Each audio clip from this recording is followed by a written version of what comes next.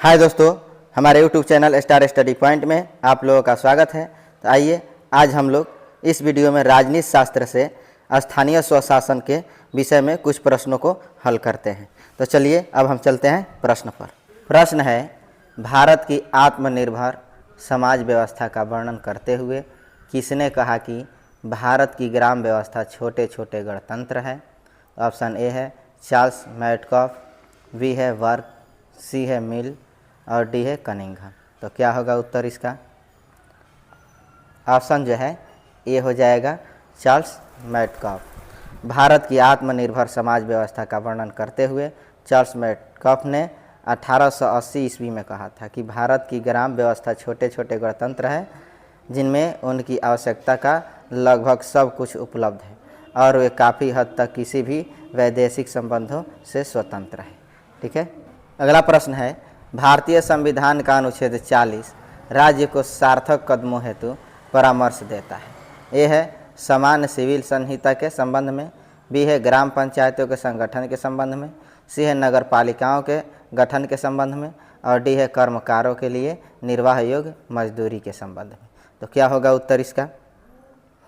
Option जो है B हो जाएगा ग्राम पंचायतों के संगठन के संबंध में। अगला प्रश्न है, पंचायती राज को डैश के अंतर्गत स्वशासन की इकाई के रूप में संगठित किया गया। ये है भारतीय संविधान के मूल अधिकारों से, बी है भारतीय संविधान की प्रस्तावना से, सी है राज्य के नीति निर्देशक तत्वों से और डी है भारतीय संविधान के 73वें संशोधन से। तो क्या हो जाएगा उत्तर इसका? ऑप्शन जो है डी हो जाएगा भारतीय संविधान के 73वें संशोधन से। यद्यपि संविधान के अनुच्छेद 40 में राज्य नीति के निर्देशक तत्वों के तहत राज्य द्वारा ग्राम पंचायतों के संगठन की बात कही गई है, तथापि 73वें संविधान संशोधन 1992 द्वारा ही पंचायतों को संवैधानिक दर्जा प्रदान कर उन्हें स्वशासन की इकाई के रूप में संगठित किया गया है। ठीक है। अगला प्रश्न है, भारतीय संघात्मक व्यवस्था में तृतीय तल कब जोड़ा गया? ए है 1990, बी है 1991, सी है 1992, डी है 1993। तो क्या होगा उत्तर इसका? ऑप्शन जो है डी हो जाएगा 1993। भारतीय संघात्मक व्यवस्था में तृतीय तल जो है वर्ष 1992 के 73वें और 74वें संवैधानिक संशोधन के माध्यम से वर्ष जो है 1993 में जोड़ा गया। 73वां संवैधानिक संशोधन ग्रामीण स्थानीय सरकार से संबंधित है, जिन्हें पंचायती राज संस्थानों के रूप में भी जाना जाता है। 74वां संविधान संशोधन शहरी स्थानीय सरकार से संबंधित है, जिन्हें नगर पालिका भी कहा जाता है। 73वां संविधान संशोधन 24 अप्रैल 1993 से तथा 74वां संविधान संशोधन 1 जून 1993 से प्रभावी हुआ था। ठीक है। अगला प्रश्न है, पंचायतों एवं नगर पालिकाओं के संबंध में भारतीय संविधान में किस वर्ष प्रावधान किया गया? तो ए है 1991, बी है 1995, सी है 2000 और डी है 1993। तो क्या होगा उत्तर इसका? ऑप्शन जो है डी हो जाएगा 1993। पंचायतें एवं नगर पालिकाओं के संबंध में भारतीय संविधान में प्रावधान क्रमशः 73वें एवं 74वें संविधान संशोधन अधिनियम द्वारा किए गए। ये दोनों अधिनियम वर्ष 1993 में लागू हुए। ठीक है। अगला प्रश्न है, 73वें संविधान संशोधन कानून की वैधानिक शुरुआत किस संविधान संशोधन बिल से हुई? ए है 61वां संविधान संशोधन बिल, बी है 62वां संविधान संशोधन बिल, सी है 63वां संविधान संशोधन बिल, डी है 64वां संविधान संशोधन बिल और ई है उपयुक्त में से कोई नहीं या उपयुक्त में से एक से अधिक। तो क्या हो जाएगा उत्तर इसमें? ऑप्शन ई हो जाएगा। ठीक है। पंचायती राज संस्थाओं को संवैधानिक दर्जा जो है प्रदान करने वाले 73वें संविधान संशोधन अधिनियम की वैधानिक शुरुआत मूलतः 64वें संविधान संशोधन विधेयक द्वारा हुई थी। ठीक है। इस बिल को तत्कालीन प्रधानमंत्री राजीव गांधी ने मई 1989 में लोकसभा में प्रस्तुत किया था। हालांकि यह विधेयक राज्यसभा में पारित न होने के कारण व्यपगत हो गया था। तत्पश्चात 72वां संविधान संशोधन विधेयक 1991 संसद के दोनों सदनों द्वारा पारित होकर 73वें संविधान संशोधन अधिनियम 1992 के रूप में अधिनियमित हुआ था। ठीक है। अगला प्रश्न है, किस संवैधानिक संशोधन के द्वारा पंचायती राज संस्थानों को संवैधानिक स्तर प्राप्त हुआ? ए है 73वां संशोधन, बी है 71वां संशोधन, सी है 74वां संशोधन, डी है इनमें से कोई नहीं। तो क्या होगा उत्तर इसका? ऑप्शन जो है ये हो जाएगा 73वां संशोधन। 73वें संवैधानिक संशोधन 1992 24 अप्रैल 1993 से प्रभावी हुआ था। इसके द्वारा संविधान में भाग 9 एवं 11वीं अनुसूची जोड़कर पंचायती राज संस्थाओं को संवैधानिक स्तर प्रदान किया गया। 73वें संविधान संशोधन 1992 के समय प्रधानमंत्री पी.वी. नरसिम्हा राव थे। ठीक है, अगला प्रश्न है, निम्नलिखित में से भारतीय संविधान का कौन सा संशोधन पंचायती राज व्यवस्था को संवैधानिक दर्जा प्रदान करता है? ए है 71वां संशोधन, बी है 72वां संशोधन, सी है 73वां संशोधन, डी है 75वां संशोधन। तो ऑप्शन जो है सी हो जाएगा 73वां संशोधन। ठीक है, अगला प्रश्न है, भारत के संविधान के 73वें संशोधन का संबंध है? ए है केंद्र और राज्यों के संबंधों से, बी है सर्वोच्च न्यायालय की शक्तियों से, सी है संसद सदस्यों के वेतन एवं विशेषाधिकारों से, और डी है पंचायती राज व्यवस्था से। तो क्या होगा उत्तर इसका? ऑप्शन जो है डी हो जाएगा पंचायती राज व्यवस्था से। ठीक है, अगला प्रश्न है, भारत के संविधान में पंचायतों तथा नगर पालिकाओं से संबंध 73वें और 74वें संवैधानिक संशोधन जब हुए उस समय भारत के प्रधानमंत्री कौन थे? ए है इंदिरा गांधी, बी है राजीव गांधी, सी है पी.वी. नरसिम्हा राव और डी है पी.वी. सिंह। तो क्या होगा उत्तर इसका? ऑप्शन जो है सी हो जाएगा पी.वी. नरसिम्हा राव। 73वें और 74वें संविधान संशोधन जो है 1992 के समय भारत के प्रधानमंत्री पी.वी. नरसिम्हा राव थे, जिनका कार्यकाल जो है 1991 से 96 के मध्य था। 73वां और 74वां संविधान संशोधन क्रमशः राज्य की पंचायतें एवं नगर पालिकाओं से संबंधित था। इस प्रकार अभिष्ट उत्तर जो है विकल्प सी हो जाएगा। ठीक है, अगला प्रश्न है, पंचायती राज संस्थाओं को 29 कार्यों की सूची किस अनुच्छेद के तहत दी गई है? तो ए है अनुच्छेद 243H, बी है अनुच्छेद 243E, सी है अनुच्छेद 243F, डी है अनुच्छेद 243G और ई है उपयुक्त में से कोई नहीं या एक से अधिक। तो क्या होगा उत्तर इसका? ऑप्शन जो है डी हो जाएगा अनुच्छेद 243G। पंचायती राज संस्थाओं को 29 कार्यों की सूची अनुच्छेद 243G के अंतर्गत दी गई है। अनुच्छेद 243G के अनुसार पंचायतों को आर्थिक विकास और सामाजिक न्याय के लिए योजनाएं तैयार करने तथा आर्थिक विकास और सामाजिक न्याय की ऐसी योजनाओं को जो उन्हें सौंपी जाए जिनके अंतर्गत वे योजनाएं भी है जो 11वीं अनुसूची में सूचीबद्ध विषयों के संबंध में है कार्यान्वित करने का उत्तरदायित्व सौंपा गया है। 11वीं अनुसूची को 73वें संविधान संशोधन अधिनियम 1992 द्वारा संविधान में जोड़ा गया है। इसमें पंचायत से संबंधित 29 कार्यों की सूची वर्णित है। ठीक है, अगला प्रश्न है, संविधान के 73वें संशोधन द्वारा पंचायतों को निर्दिष्ट किए जाने वाले कार्य निम्नलिखित में से वर्णित है? तो ए है 11वीं सूची में, बी है 10वीं सूची में, सी है 13वीं सूची में, डी है 12वीं सूची में। तो क्या होगा उत्तर इसका? ऑप्शन जो है ए हो जाएगा 11वीं सूची में। अगला प्रश्न है, भारतीय संविधान की 11वीं अनुसूची में पंचायतों के लिए कुल कितने विषय निर्धारित किए गए हैं? ए है 27, बी है 28, सी है 29, डी है 30। तो ऑप्शन क्या होगा इसमें? सी हो जाएगा 29। ठीक है, अगला प्रश्न है, निम्नलिखित में से कौन पंचायतों की संरचना के बाबत उपबंध करने को अधिकृत है? तो ए है राज्य का राज्यपाल, बी है राज्य का विधानमंडल, सी है भारत की संसद और डी है भारत का राष्ट्रपति। तो क्या हो जाएगा उत्तर इसका? ऑप्शन जो है बी हो जाएगा राज्य का विधानमंडल। संविधान के अनुच्छेद 243 ग 1 के अनुसार राज्य का विधानमंडल पंचायतों की संरचना के बाबत उपबंध करने को अधिकृत है। ठीक है, अगला प्रश्न है, पंचायत की संरचना में निम्नलिखित में से कौन सा एक सही नहीं है?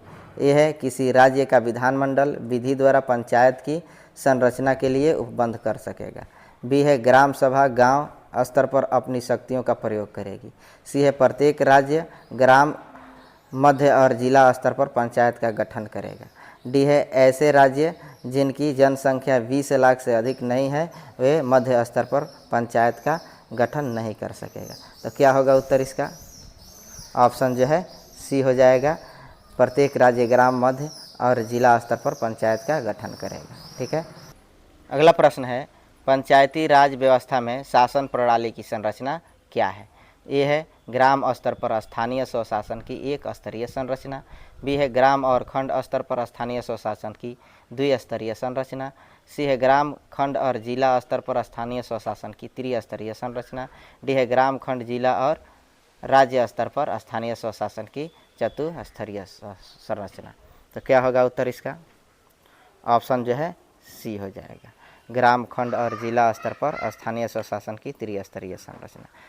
संविधान के अनुच्छेद 243 बी के अनुसार पंचायती राज व्यवस्था में स्थानीय स्वशासन त्रिस्तरीय है, ग्राम स्तर, मध्यवर्ती यानी खंड स्तर एवं जिला स्तर पर, किंतु मध्यवर्ती स्तर पर पंचायत का उस राज्य में गठन नहीं किया जा सकेगा जिसकी जनसंख्या 20 लाख से अधिक नहीं है। ठीक है।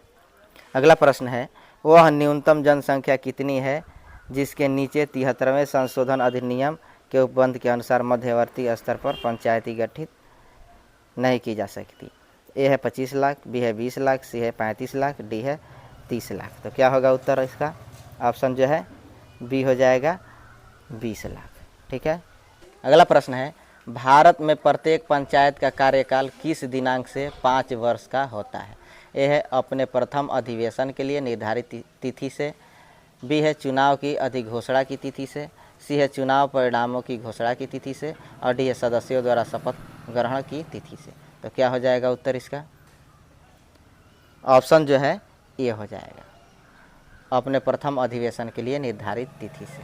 अनुच्छेद 243 ई के अनुसार भारत में प्रत्येक पंचायत अपने प्रथम अधिवेशन की तारीख से 5 वर्षों की अवधि तक कार्य करेगी। विधि द्वारा विहित प्रक्रिया के अनुसार उसे इसके पहले विघटित किया जा सकेगा। यदि पंचायत पहले विघटित कर दी गई हो तो विघटन की तारीख से 6 मास के भीतर निर्वाचन हो जाना चाहिए। समय पूर्व अर्थात 5 वर्ष की पूरी अवधि की समाप्ति के पहले विघटित पंचायत जब पुनर्गठित की जाती है तो अवशिष्ट अवधि के लिए ही होगी, किंतु यदि बची हुई अवधि 6 मास से कम है तो निर्वाचन कराना आवश्यक नहीं होगा। ठीक है। अगला प्रश्न है, यदि पंचायत भंग होती है तो किस अवधि के अंदर निर्वाचन होंगे? ए है 1 माह, बी है 3 माह, सी है 6 माह, डी है 1 वर्ष। तो क्या होगा उत्तर इसका? ऑप्शन जो है सी हो जाएगा 6 माह। 73वें संविधान संशोधन अधिनियम 1992 द्वारा संविधान में भाग 9 जोड़ा गया है। इसके द्वारा भाग 9 के तहत 16 नए अनुच्छेद और एक नई अनुसूची 11वीं अनुसूची शामिल की गई है। इस भाग में पंचायतों के गठन, उनके निर्वाचन शक्तियों इत्यादि का वर्णन किया गया है। अनुच्छेद 243 ई बी के तहत पंचायत भंग होने पर 6 माह के अंदर निर्वाचन होना आवश्यक है। ठीक है। अगला प्रश्न है, निम्नलिखित कार्यों में से कौन सा कार्य स्थानीय स्वशासन से संबंधित नहीं है? तो यह निगेटिव प्रश्न है। जन स्वास्थ्य, बी है स्वच्छता का प्रबंध, सी है जन उपयोगी सेवाएं, और डी है लोक व्यवस्था का अनुरक्षण। तो क्या होगा उत्तर इसका? ऑप्शन जो है डी हो जाएगा, लोक व्यवस्था का अनुरक्षण। अगला प्रश्न है, निम्नलिखित में से कौन सा कार्य स्थानीय स्वशासन के अधिकार क्षेत्र में नहीं है? तो ये जो है निगेटिव प्रश्न है। सार्वजनिक स्वास्थ्य, बी है स्वच्छता, और सी है जन उपयोगी सेवा, डी है सार्वजनिक अनुशासन का रख रखाव, ई है उपयुक्त में से कोई नहीं या उपयुक्त में से एक से अधिक। तो क्या होगा उत्तर इसका? ऑप्शन जो है डी हो जाएगा, सार्वजनिक अनुशासन का रख रखाव। अगला प्रश्न है, भारत में इनमें से कौन सा विषय पंचायती राज संस्थाओं की शक्तियों के अंतर्गत नहीं आता है? ये भी निगेटिव प्रश्न है। ए है भूमि सुधारों का क्रियान्वयन, बी है न्यायिक पुनर्वीक्षण, सी है निर्धनता निवारण कार्यक्रमों का क्रियान्वयन, और ई है इनमें से कोई नहीं। तो क्या होगा उत्तर इसमें? ऑप्शन जो है बी हो जाएगा, न्यायिक पुनर्वीक्षण। ठीक है। अगला प्रश्न है, भारतीय संविधान के 73वें संशोधन के संदर्भ में निम्नलिखित में से कौन सा कथन सही है?